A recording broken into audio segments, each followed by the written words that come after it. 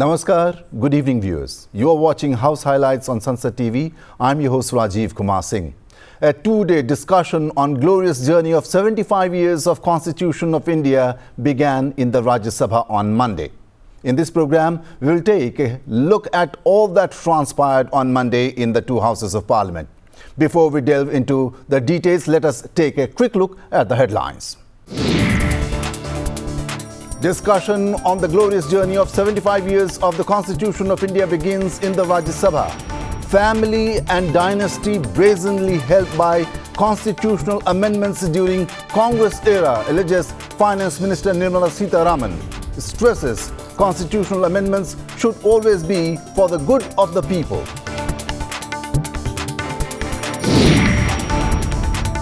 Lok Sabha discusses the demands for grants for the first batch for 2024-25. Members from across the party lines take part in the discussion. And 6 new members take oath of membership in the Rajya Sabha. 3 members belong to the BJP, 2 to the TDP and 1 to the Trinamool.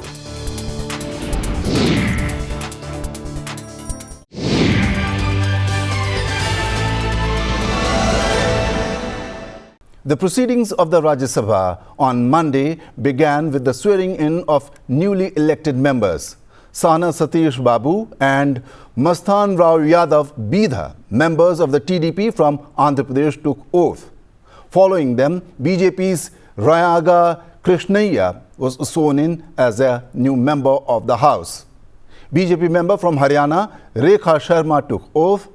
And following her, BJP member from Odisha, Sujit Kumar, was sworn in. AITC member from West Bengal, Vritabrata Banerjee, was the last to take oath of membership on Monday in the Rajya Sabha.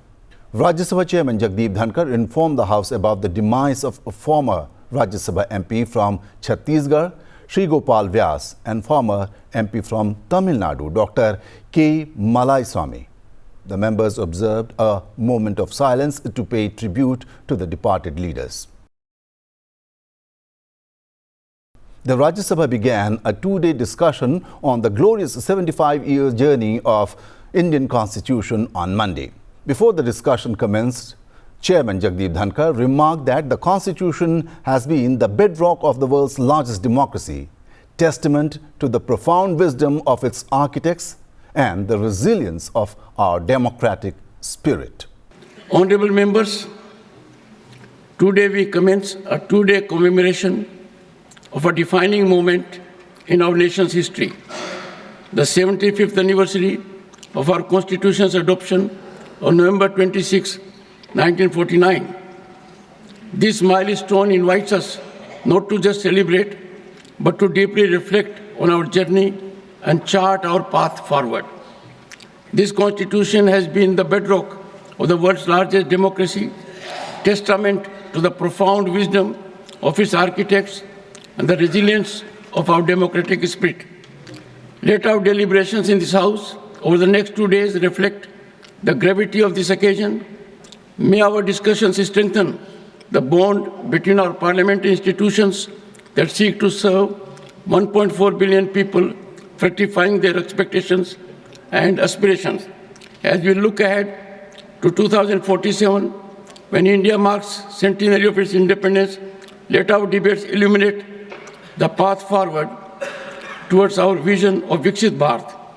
Initiating the discussion, Finance Minister Nirmala Sitharaman stated that constitutional amendments must meet certain criteria, but the Congress never paid attention to this aspect. The Finance Minister emphasized that constitutional amendments are meant to promote public welfare and strengthen democracy. She accused the Congress of failing to ensure social and economic justice for the people. Let us listen into some excerpts from the Finance Minister's speech. So let me first start by thanking the Honorable Prime Minister, the Leader of the House, Shri Jagat Prakash Nadda, my party, and you, the Honorable Chairman, for giving me this opportunity to speak in this discussion, marking the historic occasion of 75 years of our Constitution. I feel very honored and equally I feel humbled that this opportunity has been given to me. I thank the entire House and seek your indulgence if I come up with some thoughts which I'd like to share, which any member could have a difference of opinion. But I start again by paying homage to all the 389 members of the Constituent Assembly. In particular, the 15 women who, in less than 3 years together, took up the arduous challenge and prepared in a very challenging environment the Constitution for India, and which has stood the test of time. Until today, we are extremely proud of the way India's democracy is growing. As we mark the 75th year of our Constitution, sir, it is time, I would think, to reaffirm our commitment to build India, that is Bharat, that shall uphold the spirit enshrined in this sacred document. So with those words, I get into telling about the journey that these 75 years have seen of our Indian Constitution, and also to say why India's Constitution and India today stands out in a very separate league of its own. Sir, let me just remind, and I'm sure very many members of this House will know, that post-Second World War, nearly 50 countries, in fact over 50 countries, had become independent and they had their constitution written, but many have changed their constitutions, not just amended them, but literally changed the entire feature of their constitution. But our constitution has stood the test of time, of course yielded itself to very many amendments, and here therefore I would like to have a few words of what Constitution India expert Dr. Subhash Kashyap had to say. While many constitutions of nations framed after the Second World War have floundered and gone into oblivion, our Constitution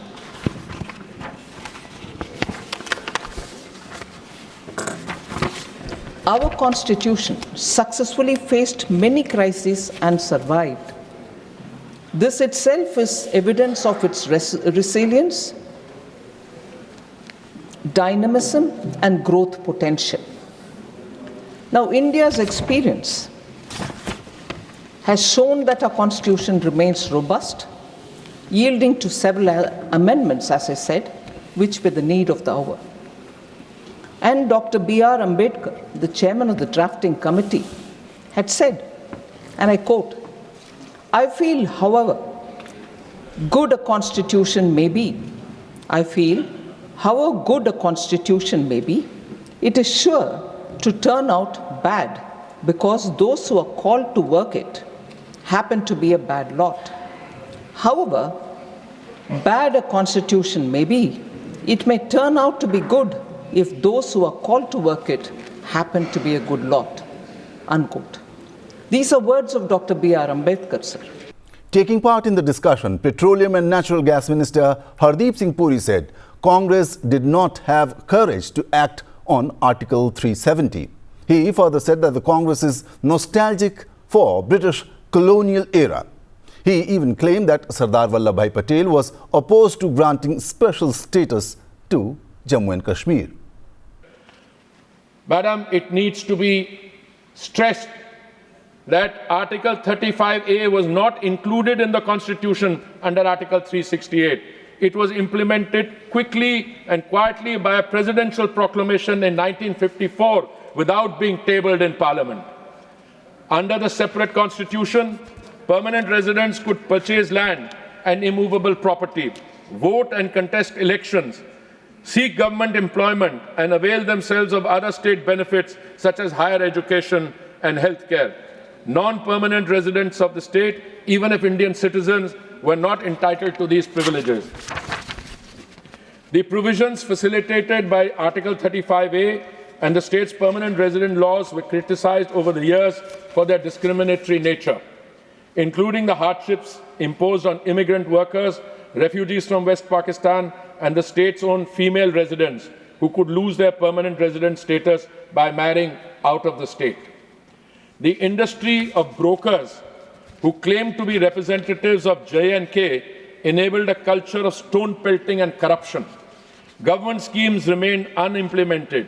We used to call Kashmir paradise on earth, but how many could even visit against the backdrop of constant terrorist activity?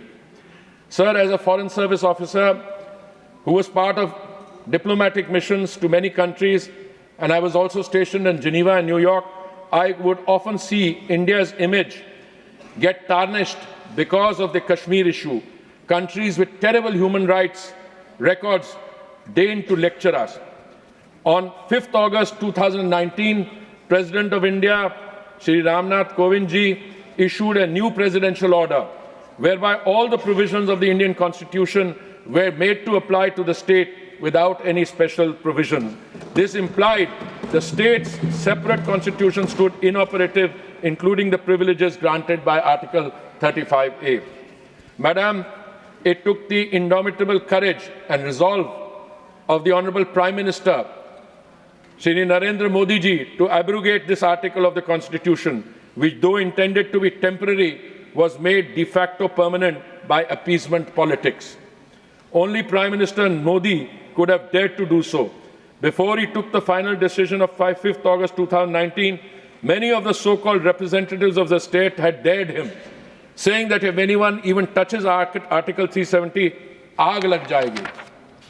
Leaders had tweeted, and I quote, long after the Modi government is a distant memory, either J&K won't exist or as a part of India, or Article 370 will still exist. This was regarded as inconceivable by them, and yet the Honorable Prime Minister demonstrated how this long-standing aberration was finally removed. Sir, what the Prime Minister did was truly beyond imagination. Members from across the political spectrum took part in the discussion. Let us listen into some excerpts from the discussion. आपातकाल में जो परिस्थिति हुई सब लोगों ने देखा है। मैं जस्ट एक दो बात जो मैं सीधा पॉइंट पे मैं भी आता हूँ। उस समय एक डिसेंट सिर्फ जस्टिस खन्ना ने दिया था, और मैं कोट कर रहा हूँ, एक नरेन डे थे अटॉर्नी जनरल, उनसे पूछा क्या जो सबसे बड़ा अधिकार है जीने का अधिकार जो हमको मिलता है, जो जीवन के जीने का अधिकार है, जो सबसे मौलिक अधिकार है, वो भी इमरजेंसी में ख़त्म हो गया। तो अटॉर्नी जनरल ने कहा कि हाँ, सरकार को संविधान ऐसा करने से नहीं रोक सकती है। माने आपके जीवन के जीने का अधिकार भी छीन लिया गया उस इमरजेंसी में। हज़ारों साल पुरानी व्यवस्था हमारे देश में थी ही, इसको कोई डिनाई करता ही नहीं है, लेकिन हमको देश को आगे बदलना है। जो पुरानी बातें थी हज़ारों साल पुरानी, उनको दोहराने से हमारा देश आज नहीं बदलने वाला है। देश ऑलरेडी उससे आगे बढ़ चुका है, और वही बातें हमने ये किया, हमने वो किया, और हमने देश को आज़ादी दिलाई। देश को आज़ादी कुछ चंद नेताओं ने नहीं दिलाई, इस देश के लोग, आम आदमी ने, सुखदेव ने, भगत सिंह ने, बिरसा मुंडा ने, ऐसे लोगों ने देश को आज़ादी दिलाई। और आप केवल हम ही ने आज़ादी दिलाई, हम भी आपके साथ थे, हम इस बात को इनकार नहीं करते। हमारे पिता भी उस आज़ादी की लड़ाई में हमारे पिताजी भी थे। हमारे को कोई कांग्रेस पार्टी की बात नहीं करना है। कांग्रेस पार्टी तो आज़ादी के बाद बनी। आज़ादी की कांग्रेस वो कोई पॉलिटिकल पार्टी नहीं थी, वो फ्रीडम मूवमेंट थी, और इसीलिए बार बार हमने आज़ादी दिलाई। और बाकी सब लोगों ने क्या भजन किया? इस देश के आम आदमी ने हमको आज़ादी दिलाई। वो अगर नहीं जुड़ते तो आज़ादी मिलने वाली नहीं थी। और इसीलिए आज अगर हमारा देश 75 वर्षों के बाद भी हम खुले भारत में, आज़ाद भारत में जी रहे हैं और इतनी डाइवर्सिटी के बावजूद कहाँ पूर्वोत्तर है, कहाँ दक्षिण भारत है, कहाँ कश्मीर है, ये सारे जो मुल्क को एक रखने में केवल और केवल हमारे भारत के संविधान की शक्ति है। और इसी वजह से इसको हम लोगों ने ये हल्की बात करके 75 वर्षों की जो एक शानदार हमारा जो प्रवास रहा है उसको हम छोटा ना करें और छोटा ना दिखाएं, ये मैं आप लोगों से कहना चाहता हूं। मैं समझता हूं कि आपके सदारत में इस सदन में जो बहस होगी वो भी आने वाले समय में और भारत को 2047 तक विकसित राष्ट्र बनाने के संकल्प के साथ पूरी होगी। इसी के साथ मैं इस बहस की शुरुआत करना चाहता हूँ। माननीय सभापति महोदय, ये जब विषय रखे गौरवशाली यात्रा, तो गौरवशाली यात्रा में हम उन सब क्षणों को लेंगे जिस क्षणों में हमारे राष्ट्र को आज यहाँ तक पहुँचाया। हम उन सब लोगों के प्रति कृतज्ञ हैं, उन सब लोगों के प्रति अपनी वंदन करेंगे, अभिनंदन करेंगे जिन्होंने संविधान सभा में इतनी बड़ी समस्याओं के साथ इतना बड़ा संविधान बनाकर एक भारत को इस स्थान पर लाकर पहुंचाया। उसके लिए 284 सदस्य जिन्होंने उस दिन हस्ताक्षर किए थे, वो सब के सब वंदन और अभिनंदन के पात्र हैं, उनको मैं नमन करता हूं।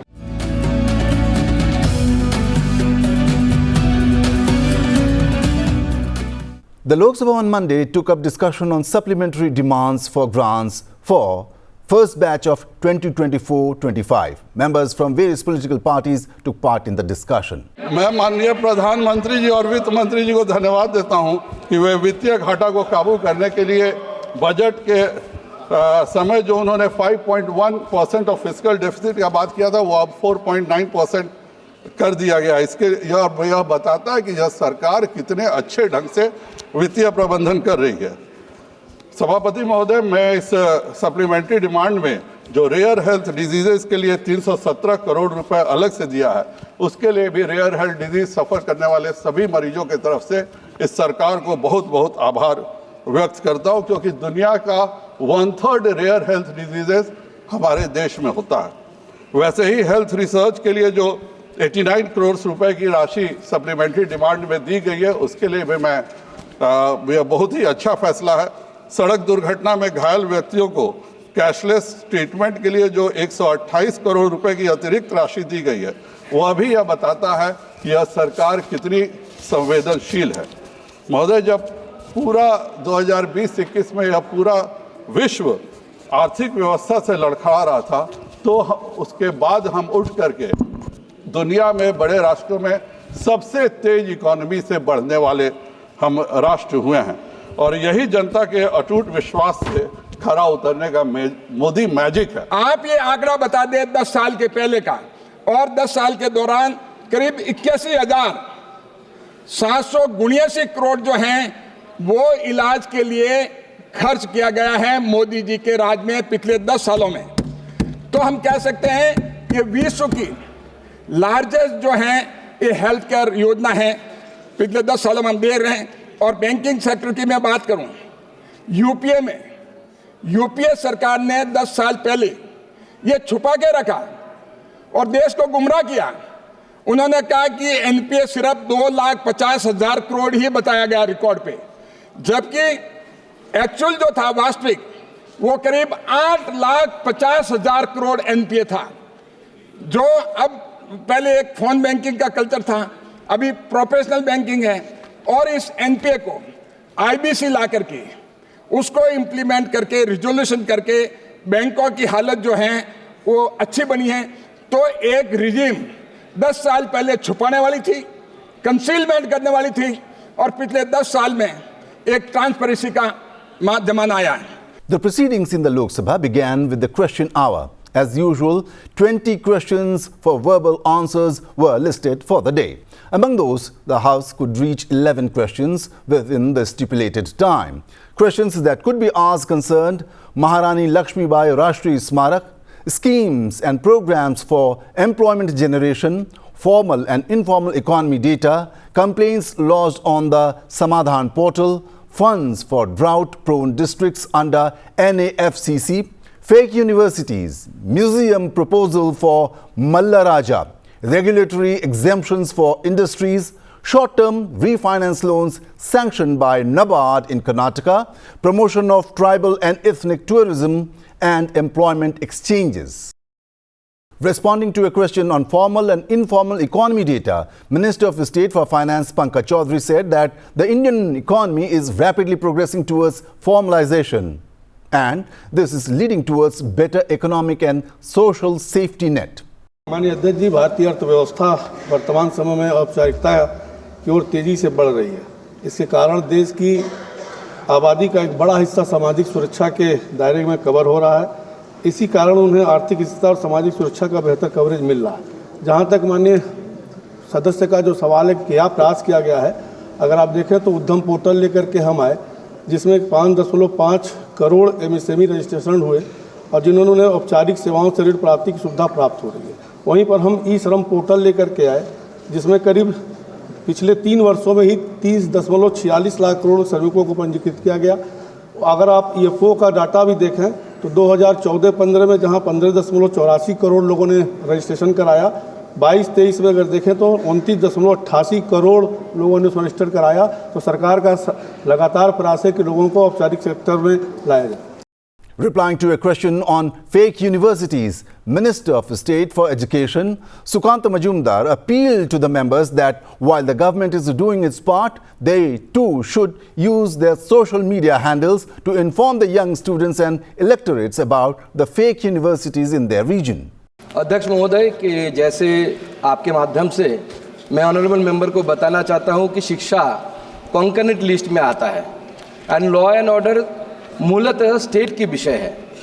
तो स्वाभाविक है कि यूजीसी हर सेशन के पहले जो फेक यूनिवर्सिटीज़ है उसका लिस्ट अपने वेबसाइट में जारी करता है और उसके साथ साथ जो रिकॉग्नाइज्ड यूनिवर्सिटी है उनका भी लिस्ट यूजीसी की वेबसाइट में रहती है और हम time to time state government को लेटर लिखते हैं। इवन लास्ट 10 अक्टूबर को हमारी सेक्रेटरी साहब ने सारे राज्य सरकारों को लिखा कि आपके स्टेट में जिन स्टेटों में है जो 21 जो फेक यूनिवर्सिटीज़ है कि आपके स्टेट में फलाना फेक यूनिवर्सिटीज़ है, आप इसमें व्यवस्था लीजिए। मैं आपके माध्यम से माननीय मेंबरों को भी एक आवेदन रखना चाहता हूं कि जब भी सेशन की शुरुआत होती है, अपने सारे माननीय मेंबर बहुत रेपुटेड लीडर्स हैं, उनके सोशल मीडिया बहुत एक्टिव है, उनसे स्टूडेंट भी फॉलो करते हैं। मैं अनुरोध करूंगा सारे मेंबरों के आपके माध्यम से कि वो भी अपने सोशल मीडिया में फेक यूनिवर्सिटीज़ की लिस्ट रखे कि जिससे उस स्टेट के स्टूडेंटों को पता चले कि अपने स्टेट में कौन सा फेक यूनिवर्सिटी है और इस जालसाजी में ना आए। After the question hour, important papers were laid in the House. Reports of 3 standing committees on consumer affairs, food and public distribution, Standing Committee on Labour, Textiles and Skill Development, and Standing Committee on Chemicals and Fertilizers were tabled.